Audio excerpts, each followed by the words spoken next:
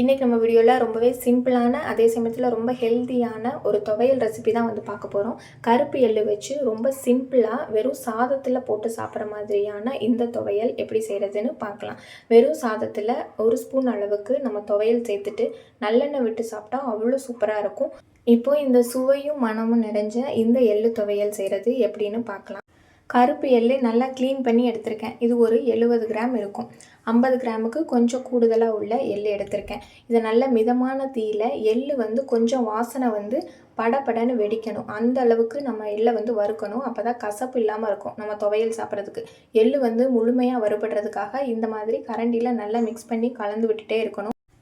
எள்ளு கொஞ்சமாக பொரியும், அதே சமயத்தில் 1, 2 அங்கங்கே வெடிக்கும். அந்த அளவுக்கு நல்லா வறுபட்டதுக்கு அப்புறமா தான் நம்ம இதை ஆற வச்சு துவையலுக்கு ரெடி பண்ணணும். இல்லைன்னா ரொம்ப கசப்பாக இருக்கும்.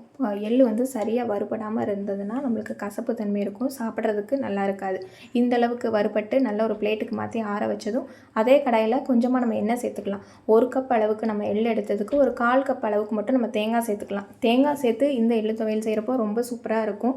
எள்ளு வந்து அதிகமாகவும் தேங்காய் வந்து கம்மியாக இருக்கிற மாதிரி தான் நம்ம சேர்த்துக்கணும். இல்லைன்னா தேங்காயோட டேஸ்ட்டு தான் அதிகமாக இருக்கும், நம்மளுக்கு எள்ளோட டேஸ்ட்டு அந்த துவையலில் இருக்காது. இந்த அளவுக்கு பொன்னிறமாக வறுபட்டதும் இதை நம்ம அப்படியே மிக்ஸி ஜாருக்கு மாற்றிட்டு இதே எண்ணெயில் ஒரு 4 பல் பூண்டு, உங்களுக்கு எந்த அளவுக்கு பூண்டு வேணுமோ அந்தளவுக்கு நம்ம சேர்த்துக்கலாம். ஆனால் நம்ம எடுத்த எள்ளுக்கு இந்தளவு பூண்டே வந்து சரியானதாக இருக்கும். இப்போ காரத்துக்கு தகுந்த மாதிரி மிளகாய் வத்தல் சேர்த்துக்கலாம். கொஞ்சமாக கருவேப்பிலை வாசனைக்காக சேர்த்துட்டு புளி வந்து கொஞ்சம் அதிகமாகவே சேர்த்துக்கலாம். புளி வந்து நம்ம எவ்வளோ அதிகமாக சேர்த்தாலும் இந்த எள்ளு துவையல் சாப்பிட்றதுக்கு புளிப்புத்தன்மையோட ரொம்ப சூப்பராக இருக்கும். நான் கொஞ்சம் கூடுதலாக சேர்த்துருக்கேன். இதை விட கூடுதலாக நம்ம புளி சேர்த்து நம்ம துவையல் அரைச்சா கூட வெறும் சாதத்தில் சாப்பிட்றதுக்கு ரொம்ப டேஸ்ட்டாக இருக்கும். நம்ம இந்த மாதிரி புளி காரம் அதெல்லாம் வந்து கரெக்டாக இருந்தால் தான் இந்த துவையல் வந்து சாப்பிட்றதுக்கு ரொம்ப நல்லாயிருக்கும். இப்போ நம்ம சேர்த்த பூண்டு, மிளகாய் வத்தல், வெள்ளைப்பூண்டு, கருவேப்பிலை கொஞ்சம் இந்த அளவுக்கு வதங்கினதுக்கப்புறம் அப்படியே மிக்ஸி ஜாருக்கு இதையும் நம்ம மாற்றிடலாம். ரொம்பவே சிம்பிளாக தான் இருக்கும் இந்த துவையல் வந்து நம்ம ரெடி பண்ணுறதுக்கு. ஆனால் ரொம்பவே வந்து ஹெல்த்தியானது. இது நம்ம எல்லா வெரைட்டி ரைஸ்க்கும் சாப்பிட்லாம். இல்லைன்னா இந்த துவையலில் கொஞ்சம் தண்ணி அதிகமாக சேர்த்துட்டு தாளித்து சட்னி மாதிரி கூட நம்ம யூஸ் பண்ணிக்கலாம். அதுவுமே நல்லாயிருக்கும்.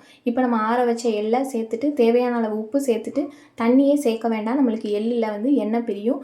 ஃபஸ்ட்டு 2, 3 சுற்று சுற்றிட்டு அதுக்கப்புறம் வந்து நம்ம கொஞ்சமாக தண்ணி சேர்த்து, துவையல்னால நான் கொஞ்சம் தண்ணி சேர்த்து கெட்டியாக தான் ரெடி பண்ணுறேன். நீங்கள் வந்து சட்னி மாதிரி ரெடி பண்ணால் கூடுதலாக கூட நம்ம தண்ணி சேர்த்துக்கலாம். இந்த அளவுக்கு நல்லா ரெடி பண்ணதும் இதை அப்படியே பவுலுக்கு வந்து நம்ம மாற்றிக்கலாம். வாரத்தில் ஒரு நாள் கண்டிப்பாக இந்த எள்ளு துவையல் வந்து செஞ்சு பாருங்கள். உடம்புக்கு ரொம்பவே நல்லது. அதே சமயத்தில் டேஸ்ட்டுமே ரொம்ப சூப்பராக இருக்கும். நம்ம வெறும் சாதத்தில் எந்த ஒரு குழம்பு இல்லைன்னா கூட இந்த மாதிரி 1 ஸ்பூன் அளவுக்கு நம்ம துவையல் போட்டு கொஞ்சமாக நல்லெண்ணெய் விட்டு சாப்பிட்டா அவ்வளோ சூப்பராக இருக்கும். நீங்கள் ஒரு தடவை இந்த துவையல் ரெசிபி செஞ்சு பாருங்கள். மறக்காமல் வீடியோக்கு ஒரு லைக் கொடுங்க. நம்ம சேனலை சப்ஸ்கிரைப் பண்ணிக்கோங்க.